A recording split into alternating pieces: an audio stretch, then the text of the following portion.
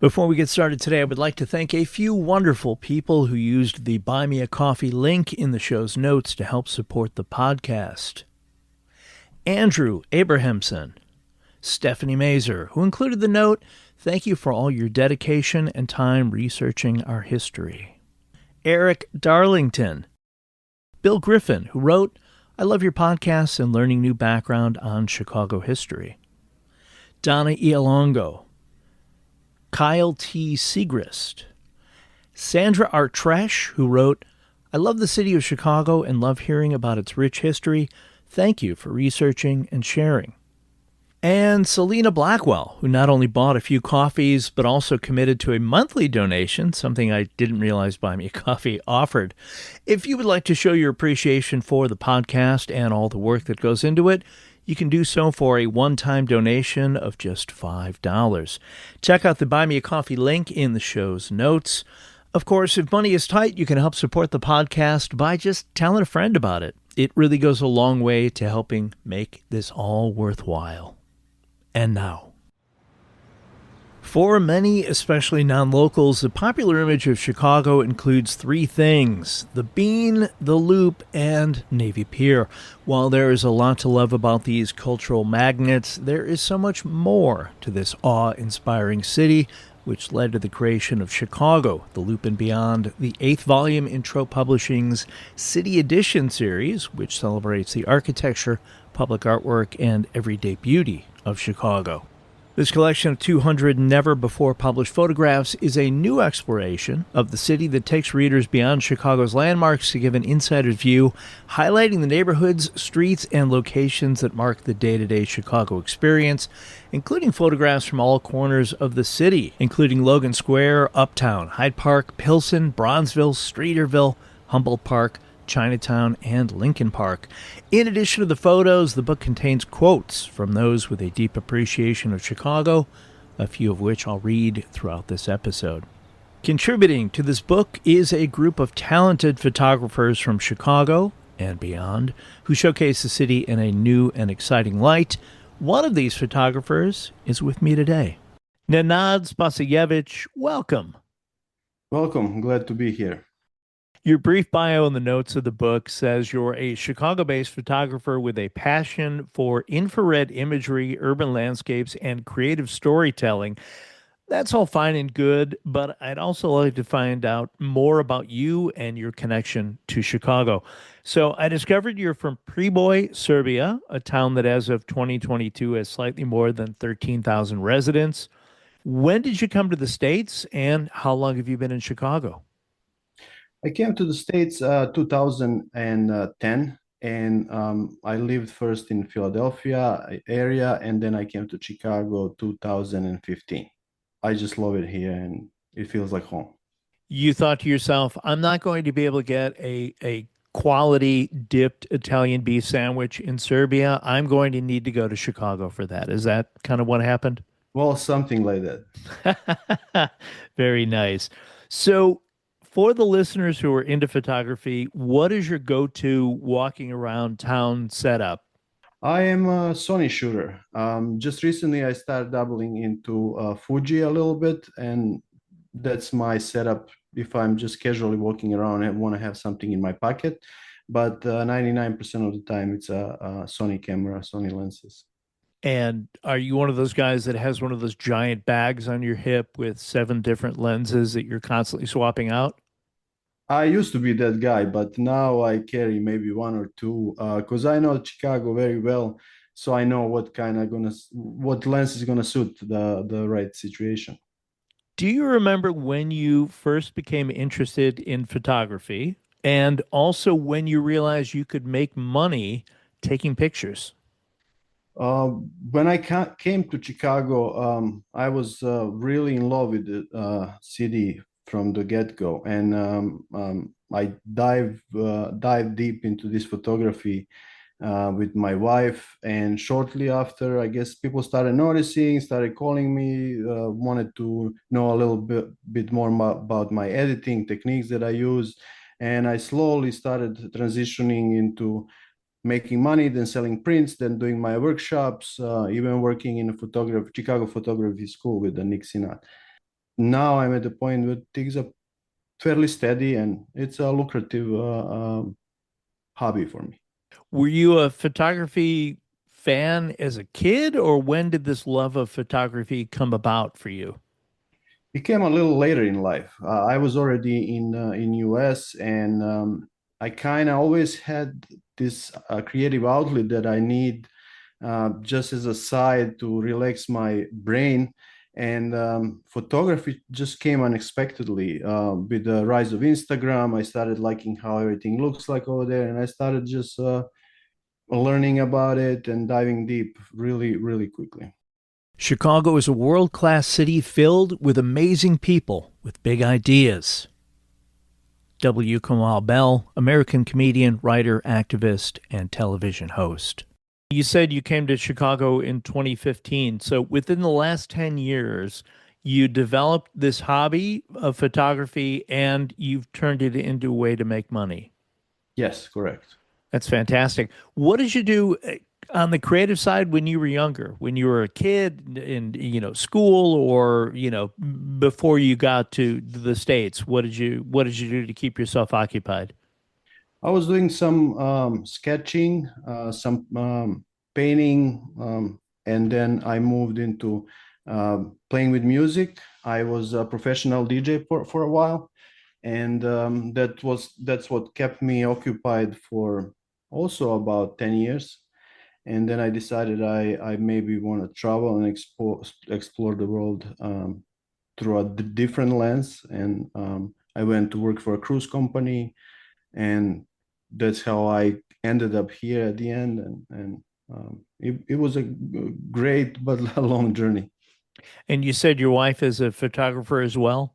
Yes, my wife is a photographer as well. She actually went to school for photography, and we met through a mutual friend who is also a photographer. So it was a love at first sight. Was she born in the States or is she from Prebo as well? No, she's actually from Mexico City, grew up in Cancun. Oh, okay, very nice. And what is her name and what style of photography does she do? She's Lucinda Haza Perez, and she does this lifestyle photography. She likes being around people and shooting people uh, more than, than Unlike you, who just likes to shoot, buildings and yes, inanimate yes. objects That's that don't what I talk do. back to you. Oh, Yeah. that's gotta be nice for you. So, when it comes to Chicago, how does the city influence your photographic style and subject matter? Well, Chicago is very dramatic. I grew up in a small city, but it was very diverse and with a lot of contrasts. I had access to the lakes and rivers and mountains. Chicago is like that. It's very, very diverse. And we have a river. We have access to a lot of nature in the city, and access to the lake. So all that combined was kind of reminding me of my home, and this is why Chicago felt like home. So I love shooting. My style is a little dramatic, to say. So I like this combination of building and strong shadows, highlights, and reflections, etc., etc. Do you have a lot of family and friends from back home that follow you on Instagram and various social sites and are amazed at this amazing city that you live in? Oh yeah, they are very love the city, but unfortunately, none of my family is in the U.S. I am here on my own with Lucinda, of course. Are there specific locations in Chicago that you find yourself returning to kind of over and over again, and why? I love Chinatown. Love those views. Love seeing those overlook with the trains under the bridge. And I just love the light because from each side, either morning or evening, the light that's on the city is very, very, very nice. And my second spot is South Pond. It's tucked in behind the skyline. You can see just the skyline rising above those tree lines, and it's a very calm and relaxed area. So if I'm not shooting, I'm just I just like being there and walking around. And my wife, she loves zoo, so we very often go to the zoo together. Chicago is a city where the practical and the inspirational exist in harmony, where visionaries who made no small plans rebuilt after a great fire and taught the world to reach new heights. Barack Obama, 44th President of the United States. For listeners, the book is broken up into 6 sections: Streets of Chicago, the river, public spaces, lakefront, from above, and the loop. One of my favorite photos in the book is one you took. It's of the Ulysses S. Grant Monument in Lincoln Park, photographed facing east as the morning shine illuminates Grant and his horse from behind. Do you remember how long you were in that spot waiting for just the right time? That's usually like an hour, hour and a half, because we like coming in very early, spending some time figuring out the composition, seeing what's the weather is going to look like, and where can we anticipate sun to come out first. Then we start shooting. I usually go there yearly with my friends because that's on my calendar. So we get together and spend that time just chit chatting and having fun while shooting. How great is that moment of aha when you know you've got that amazing picture? Oh, it's extremely satisfying, like having a great cup of coffee or meeting a good friend. It's uh, it's exhilarating. I It's hope it's better than having a great cup of coffee, because that you can do pretty much any time. But capturing that amazing picture of Grant with the sun shining underneath him and his horse, it was a pretty impressive picture. I liked it a lot. Thank you Uh, very much. Another one of your pictures was taken not far from the Grant Monument, which got prime place in the first few pages of the book. It's of the Lincoln Park South Pond looking southeast with a flush of almost salmon colored trees reflecting in the water. I'm guessing that wasn't taken the same day as the Grant Monument picture, but I kept looking at it thinking, I don't know how he did this. So tell us your secrets. Uh, that definitely wasn't shot during the same day, but it was shot in the same area. It's a south pond, and the reflection, they're just beautiful in any time of the day. But I shot that a little later in the day because I need stronger sunlight hitting the foliage, and that was shot with the infrared camera with the infrared filter, and I actually shot that with two different infrared filters and then combined them to get that split look in Photoshop. But that's one of my favorite techniques, and it kind of gives me extend my shooting time, not just in from during the sunrise. Then I can shoot a little in the day, and it's a pretty enjoyable experience. Yeah, I don't know how you did any of this stuff, but it looks super cool. And I feel like somehow you in the last 10 years have figured out how to do all this, and it would take me 30 years to do the same thing. Which leads you to my next question. It sounds like you're very self-taught, but you must have taken some classes, or you've got fellow photographers that you rely on to kind of, work off of as you're learning, yes? Yeah, definitely. I'm blessed that I have quite a few friends that share the same passion with me. So we bounce ideas from one another. But I did learn a lot on YouTube, just having a passion and using my free time to just absorb all that knowledge, and then later on just go out and shoot and try it out in the field. Are there Chicago film clubs or photography clubs that you belong to? I used to I used to be on Instagram on a couple of those groups, but those groups started being active, and then I was in the Chicago Photography School, and then I just decided to kind of not put myself in one box. I just bounce now from a friend to a friend and see whenever we can get together and when the time allows, I gather in a group of people and then we go out and shoot. Even someone who loves Chicago as much as I do was stumped at where a few of the pictures were taken. Fortunately, everything is noted on the same page or the next, but the font is just small enough that it doesn't spoil things if you want to enjoy the challenge of going, oh, where is that? Where is that? Where is that? I also thought it was interesting that each photo isn't credited to the photographer on the same page and instead is on the last page of each section next to a map of all the photo locations. It really makes, in my mind, for a much cleaner look in the book. Don't you agree? Yeah, definitely. It's you can enjoy the book. You can just scroll to all those nicely executed images, and then if you're interested in visiting one of those parts of the town, there is a very nice map. And then, of course, if you want to see who are the photographers behind all those images, everything is there at the end. I'm an organic Chicagoan. Living there has given me a multiplicity of characters to aspire for. I hope to live there the rest of my days. Gwendolyn Brooks, Pulitzer Prize-winning poet laureate. How many photographs did you take that you were like, this would have been great for the book? I can't believe they didn't use it. Were there a lot?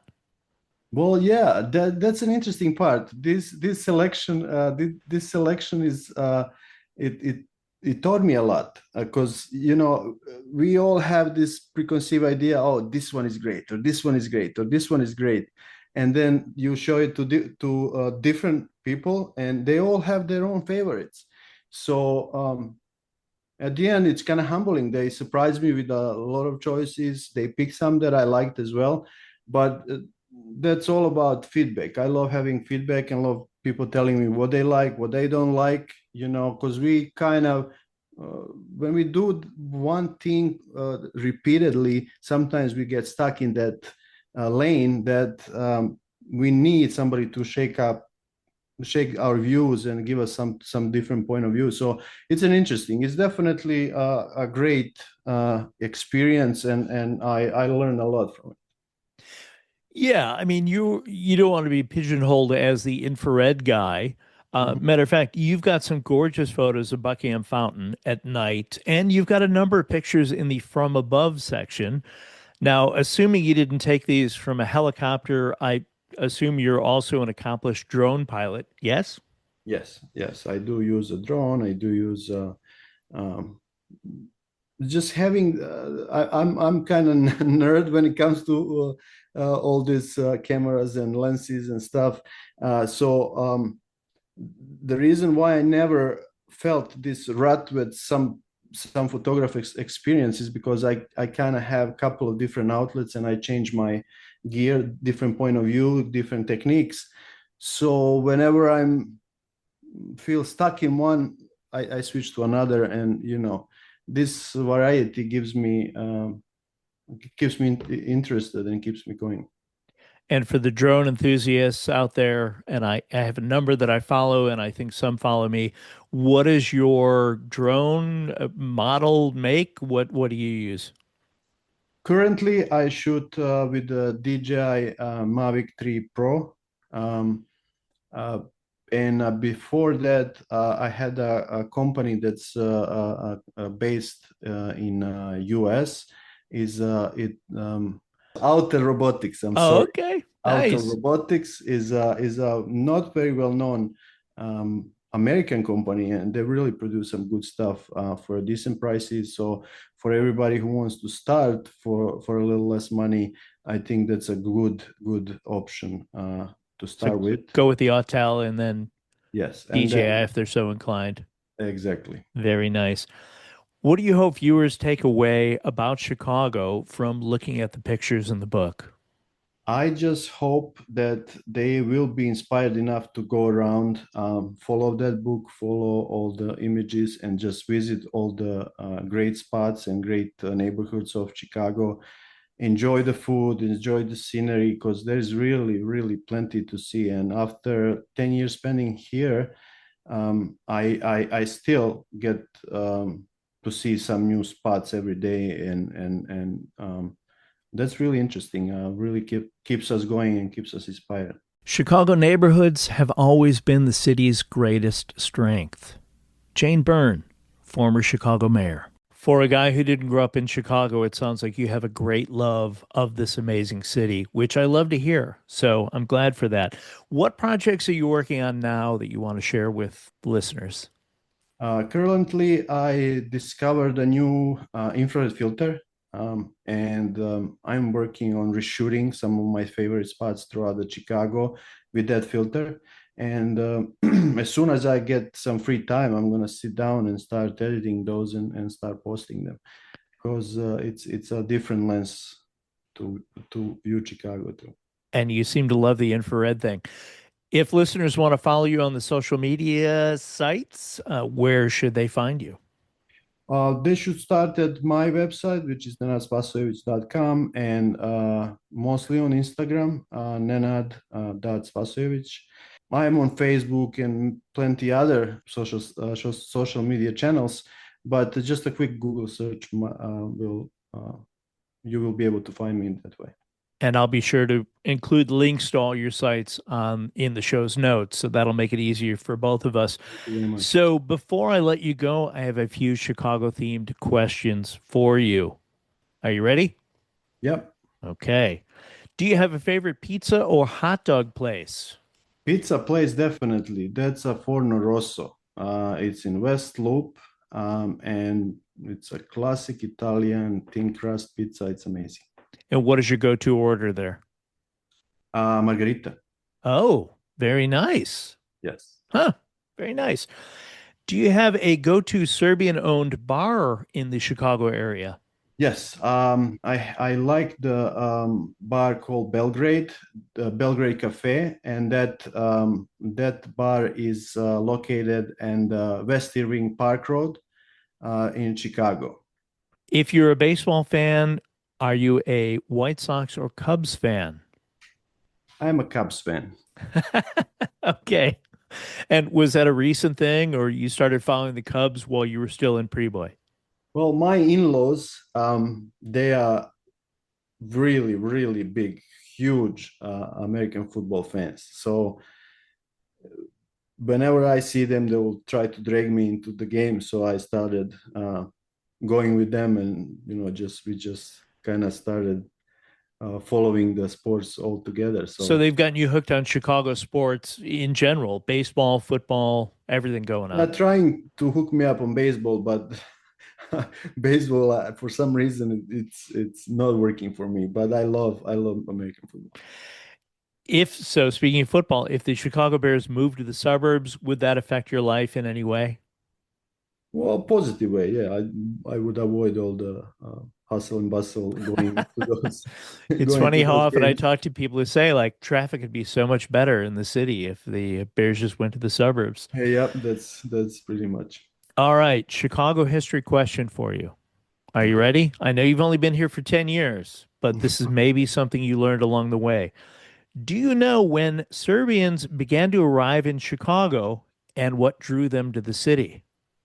I'm guessing during Prohibition and alcohol. You think they came to Chicago for Prohibition? Well, I'm just trying to make a joke, but yeah, we love alcohol. So It seems like the worst time to come to the city because they couldn't get alcohol unless they were doing it kind of on the side.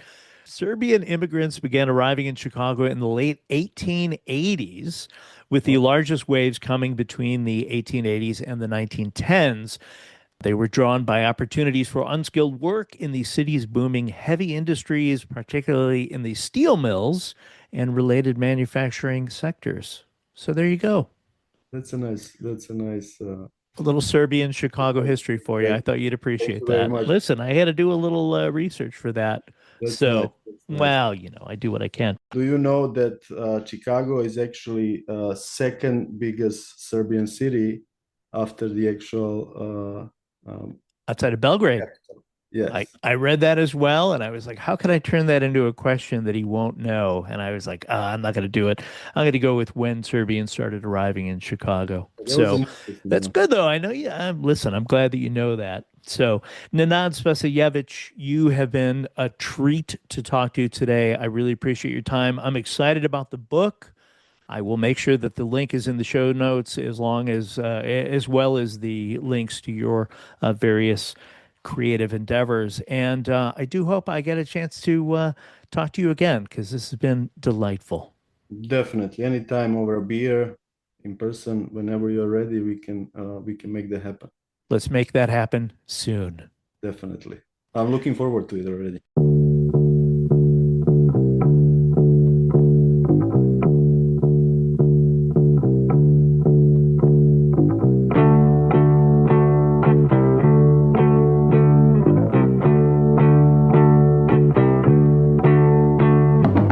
Thanks for listening to today's episode about the recently released book, Chicago, The Loop and Beyond.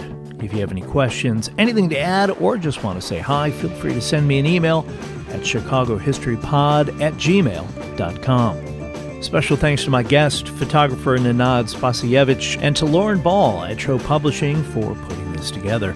To order a copy of the book, check for links in the show's notes or ask at your local bookshop.